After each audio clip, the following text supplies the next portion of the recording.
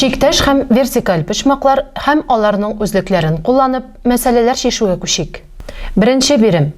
Рәсемдә COD һәм DOB тигез почмаклары сурәтләнгән. Шулай ук COB почмагының градуслы үлчәме 148 градуска тигез икәнлеге билгеле.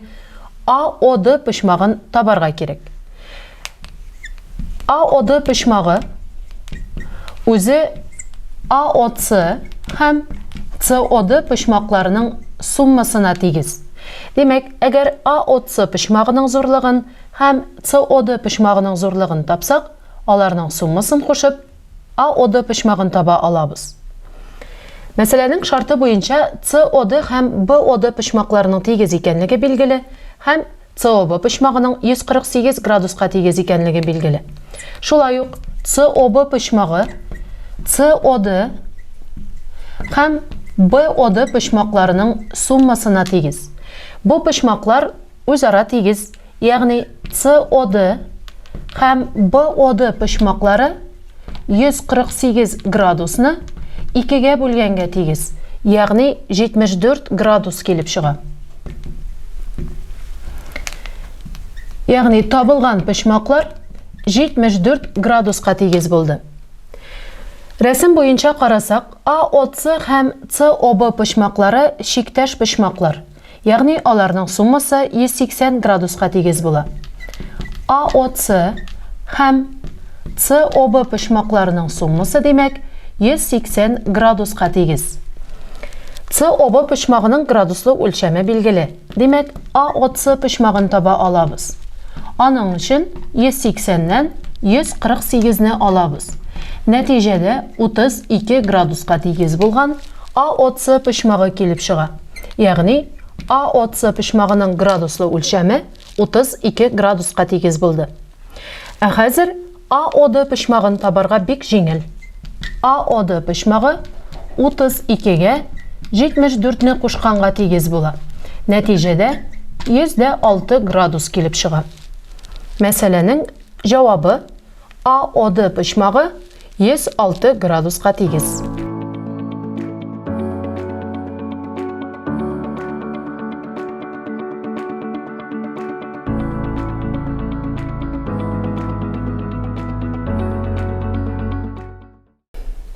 Икенче бирим. Ике туры кисешкәндә барлыкка килгән җәелмәгән почмакларның икесенең суммасы 114 градуска тигез булса, бу почмакларны табыгыз. Мәсьәләнең шарты буенча AB һәм CD турылары O ноктасында кисешәләр. Ике почмакның суммасы 114 градуска тигез. Килеп чыккан 1, 2, 3 һәм 4 почмакларын табарга кирәк. Мәсьәләнең шарты буенча ике почмакның суммасы 114 градуска тигез. Рәсемдә кайсы почмакларның суммасы 114 градуска тигез булуын белергә кирәк. Рәсемдә шиктәш һәм вертикаль почмаклар бар. Шиктәш почмакларның суммасы 180 градуска тигез. Демәк, бу шиктәш почмакларның суммасы 114 градуска тигез була алмый дигән сүз. Демәк, вертикаль почмакларның суммасы 114 градуска тигез килеп чыга. Ягъни 1 һәм 3 почмакларның суммасы 114 градуска тигез. Вертикаль почмакларның үзлеге буенча алар тигез була. Ягъни 1 һәм 3 почмаклары тигез. Бу тигезлектән 114-не 2-гә бүлсәк, 1 һәм 3 почмакларының зурлыгы 57 градуска тигез килеп чыга. Шулай ук 1 һәм 2 почмагы, ягъни 3 һәм 4 почмагы шиктәш почмаклар. Аларның суммасы 180 градуска тигез. 1 һәм 2 почмакларының суммасы демәк 180 градуска тигез.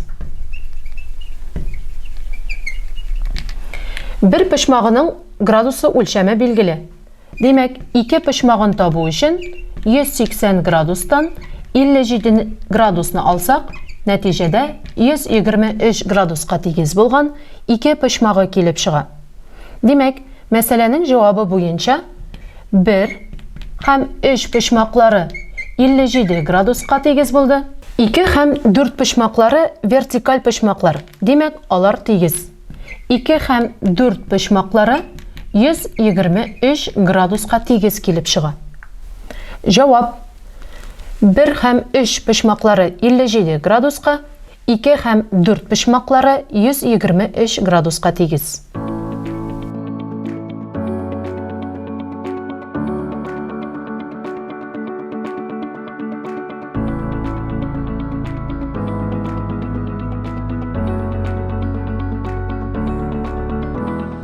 Үшінші берім. Үшінші берім 2 өлештен тұра. Башта бірінші өлешін қарып. Ашқа почмағы 3 тапқыр КЛ почмағына тигіз. Ашқа һәм КЛ шиктеш почмакларын табарға керек. Мәсәләнең шарты буенча ашқа һәм КЛ шиктеш почмаклар. Демәк, аларның суммасы 180 градуска тигез. Мәсәләнең шарты буенча ашқа почмағы КЛ почмағыннан 3 тапқырға зур. Ягъни ашқа зурлыгын 3 тапқыр КЛ почмағы белән алыштыра алабыз. Әлеге тигезләмәне шишеп 4 КЛның 180 градуска тигезлеген таба алабыз. Демәк, КЛ почмағын табу өчен 180-не 4-кә бүләбез. КЛ почмағы 45 градуска тигез килеп чыга. Шулай ук бу тигезлектән ашқа почмағын да таба алабыз. Ашқа почмағы үз чиратында КЛ почмағыннан 3 тапқырға зур. Ягъни 3-не 45-кә тапқырласак, 135 градуска тигез булган ашқа почмағы килеп чыга. А өлешенең җавабы КЛ почмағы 45 градус, ашқа почмағы 135 градуска тигез булды. Ә хәзер Б өлешенә күчик. Б өлешендә ашқа һәм КЛ почмакларының чагыштырмасы 4-кә 5 икәнлеге билгеле. Ягъни бер өлешне X дип алсак, һәм ашқа һәм КЛ почмаклары шулай ук шиктәш почмаклар. Демәк, аларның суммасы 180 градуска тигез килеп чыга. Бер өлеш X-ка тигез булса, ул вакытта ашқа почмагы 4X-ка, КЛ почмагы 5X-ка тигез була. Һәм бу 2 почмакны бирелгән тигезлеккә куйсак, 4X кушам 5X тигез була 180 тигезләмәсе килеп чыга. 5X-ка 4X-ны кушсак, 9X 180-гә тигез була. Демәк, X 180-не 9-га бүлеп тапсак, 20 градуска тигез килеп чыга. Һәм ашқа почмагы 4X-ка тигез булгач, демәк, 4-не 20-гә тапкырлап ашқа почмагын табабыз. Ягъни 80 градуска тигез була. КЛ почмагын табу өчен 5-не 20-гә тапкырлыйбыз. Һәм 100 градус килеп чыга. Нәтиҗәдә Б өлешенең җавабы ашқа почмагы 80 градуска, КЛ почмагы 100 градуска тигез булды.